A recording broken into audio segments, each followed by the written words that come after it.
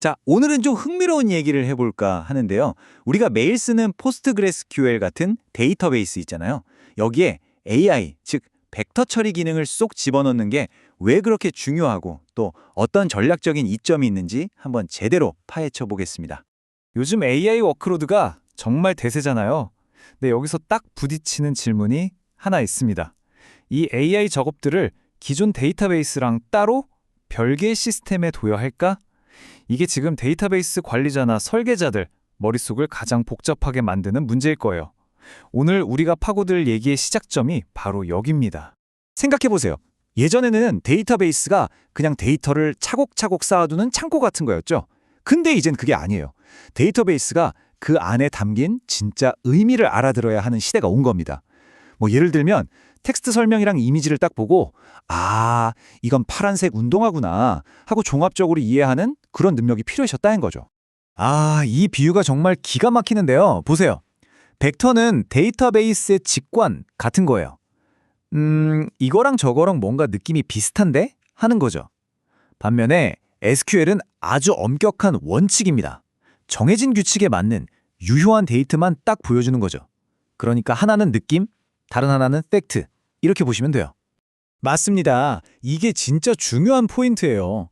AI가 아무리 의미상으로 완벽한 상품을 찾아내도 SQL이 근데 그거 품절인데요? 하고 딱 막아버리면 아무 소용이 없잖아요. 오히려 사용자 입장에서는 짜증만 나겠죠. 결국 비즈니스에서 진짜 가치를 만들려면 이 직관과 원칙, 즉 AI와 SQL이 딱 붙어서 같이 일해야만 한다는 겁니다. 이건 선택이 아니라 필수예요.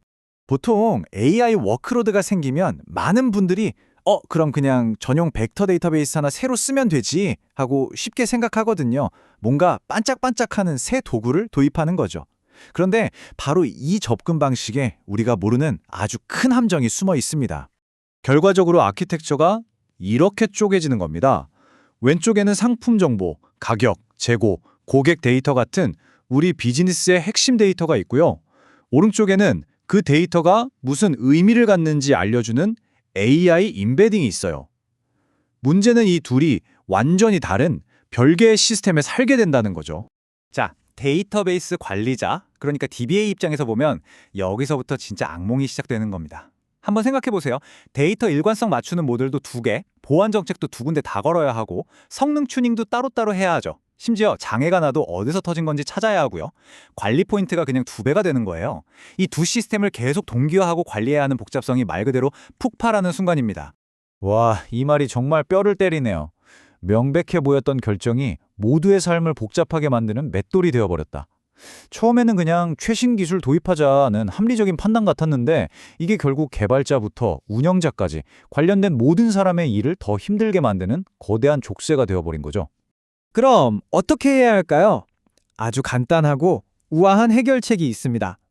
바로 벡터 데이터와 기존 SQL 데이터를 포스트그레스QL 같은 하나의 플랫폼 안에서 그냥 같이 관리하는 겁니다. 이렇게 시스템을 하나로 합치면 골치 아팠던 문제들이 통째로 사라집니다.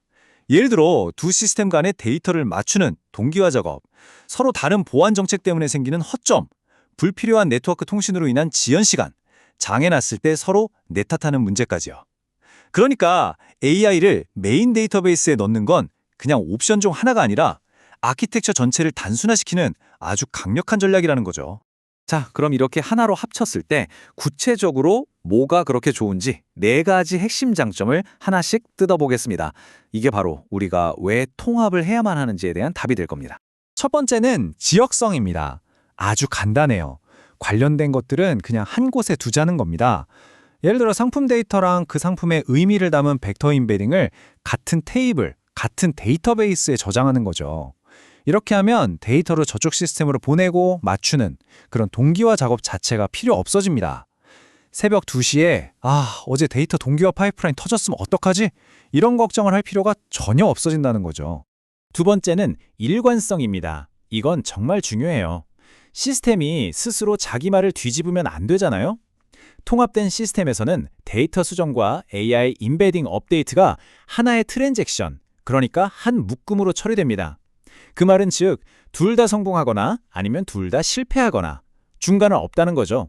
데이터는 업데이트됐는데 그 의미 값은 옛날 그대로인 그런 끔찍하고 말도 안 되는 상황이 원천적으로 불가능해집니다. 보안 정책도 마찬가지예요. 한 군데만 적용하면 끝이죠. 세 번째는 당연히 성능이죠. 결국 속도는 데이터가 얼마나 적게 움직이냐에 달려 있어요. 데이터를 별도의 벡터 DB로 보냈다가 결과 받고 다시 원래 DB에서 정보 조회하고 이 과정에서 생기는 네트워크 통신 하나하나가 다 시간이고 돈입니다. 그런데 모든 게 한 곳에 있으면 어떨까요? 똑똑한 SQL 엔진이 먼저 필요한 데이터만 싹 걸러낸 다음에 그 좁은 범위 안에서만 벡터 연산을 하니까 비교도 안 되게 빨라지는 겁니다. 마지막 네 번째는 거버넌스입니다. 특히 금융이나 헬스케어처럼 규제가 깐깐한 분야에서는 이게 생명이죠. 시스템이 하나면 데이터의 출처부터 변경 이력까지 모든 감사 기록이 한 곳에 남습니다. 나중에 문제 생겼을 때 두 개 시스템 로그 뒤져가면서 이게 맞나 저게 맞나 머리 싸맬 필요가 없어요. 그냥 하나의 신뢰할 수 있는 시스템에서 모든 걸 증명하고 통제할 수 있으니까요. 훨씬 간단하고 명확하죠.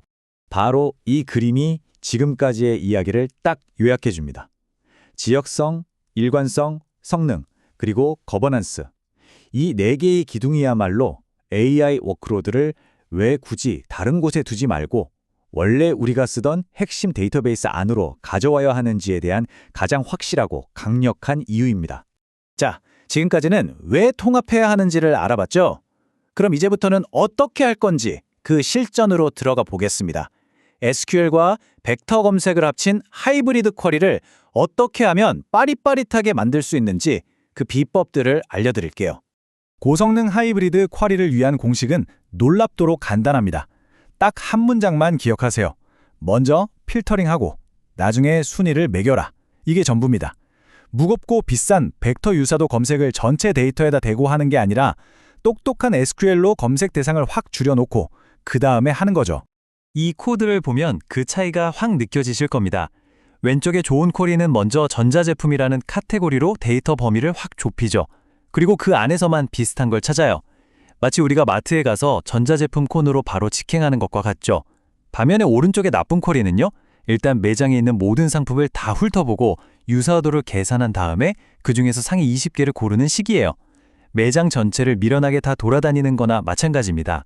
성능 차이가 어마어마할 수밖에 없겠죠. 이게 바로 고성능 하이브리드 쿼리를 위한 완벽한 5단계 전략입니다. 첫째, SQL 필터로 검색 범위를 최대한 좁히세요. 둘째, 작업에 맞는 인덱스를 똑똑하게 사용해서 속도를 올리고요. 셋째, 필요하면 조인을 걸어서 더 풍부한 조건으로 필터링하세요. 넷째, 벡터 점수 외에 다른 요소도 반영해서 하이브리드 점수를 만드시고요. 마지막으로 이 모든 계산은 애플리케이션으로 데이터를 가져와서 하지 말고 그냥 데이터베이스한테 전부 맡겨버리는 겁니다. 이 5가지만 지키면 됩니다. 결국 우리가 원하는 아키텍처는 바로 이겁니다. 하나의 엔진, 하나의 쿼리, 그리고 하나의 진실. 애플리케이션은 그냥 이런 거 찾아줘 하고 질문만 던지면 되는 거예요. 데이터를 가져와서 조합하고 계산하는 그 모든 무거운 작업은 그냥 똑똑한 포스트그레스QL이 알아서 다 처리하게 두는 거죠.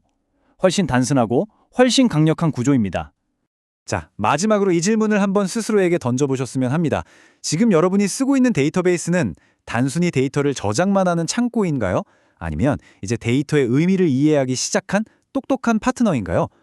AI 시대에 우리 데이터베이스의 역할이 어떻게 바뀌어야 하는지 그 무한한 가능성에 대해 다시 한번 생각해보는 계기가 되었으면 합니다.